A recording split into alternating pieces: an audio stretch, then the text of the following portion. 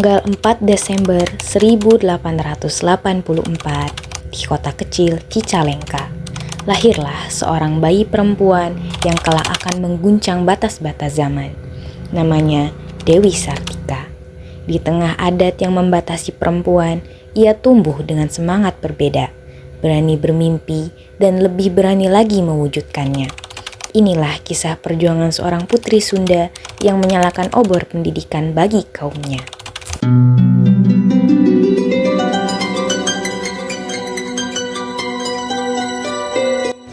Ini huruf A, bukan cuma bentuk, tapi suara.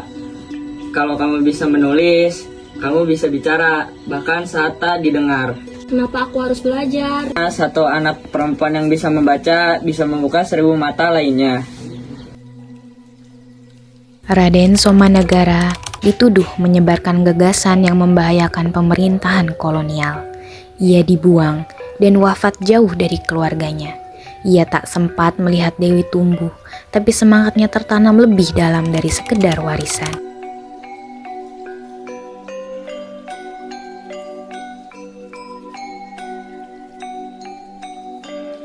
Ayahmu melawan dengan kata-kata, kau harus kuat, Neng. Kenapa aku harus tinggal sama paman? Karena di rumah paman kamu bisa belajar, di sana ada huruf, ada masa depan. Aku ingin tetap di sini. Kadang cinta berarti melelahkan. Bacalah ini saat kau bisa membaca nanti. Malam itu, Dewi kecil berjalan menjauh dari rumah yang ia kenal, membawa buntelan, secarik surat, dan hati yang belum mengerti arti kehilangan.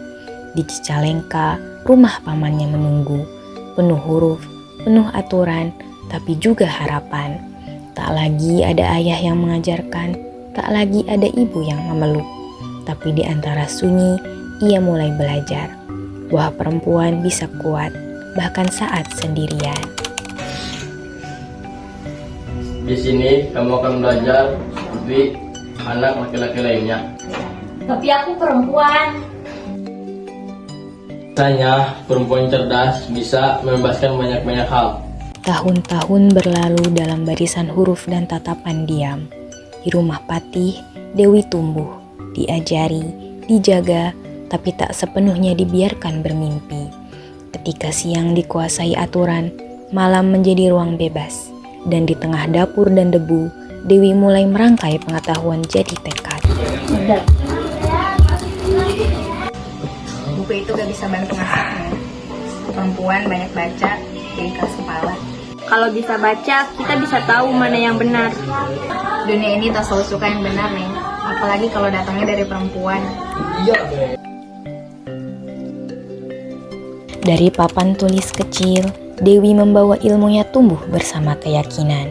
Kini, ia tak lagi mencuri waktu di malam hari. Ia datang mengetuk pintu, membawa suara perempuan yang dulu hanya boleh diam. Bukan hanya untuk meminta banyak, hanya izin untuk berbagi cahaya. Tapi di ruang kekuasaan, bahkan cahaya pun harus diuji.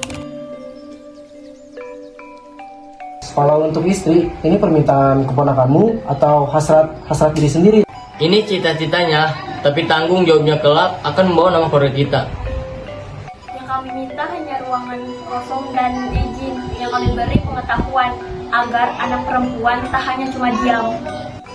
Anak perempuan berbicara di depan umum, berpakaian keluar rumah. Apakah kau tidak takut mereka lupa batas? Bukan batasnya yang kami lupa, tapi kemampuan yang selama ini kami sembunyikan. Tak banyak yang datang kemari membawa gagasan tanpa membawa nama suami. Kau berani bicara seperti ayahmu dulu. Kalau begitu, tunjukkan. Dengan hormat, kami akan mulai. Bahkan jika dengan satu papan tulis dan satu kursi.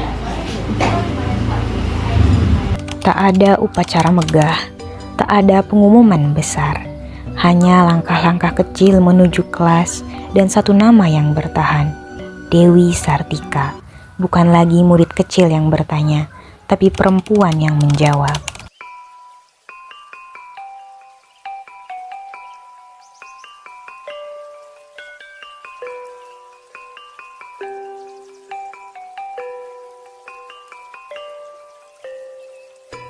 Nak, Jika suatu hari kau bisa membaca ini, berarti kau sudah menemukan jalanmu.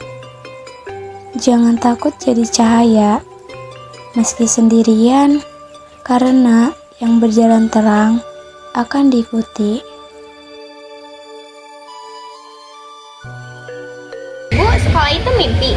Kalau begitu, hari ini kita bangun.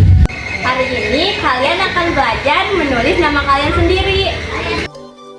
Suatu hari, tak ada lagi yang bisa menghapusnya.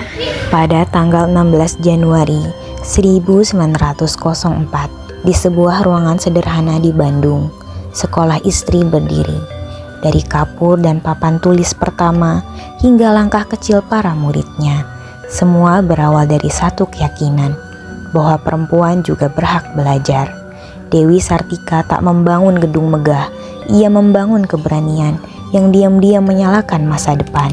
Dan kini, setiap anak perempuan yang belajar menulis namanya, menuliskan kembali warisan itu.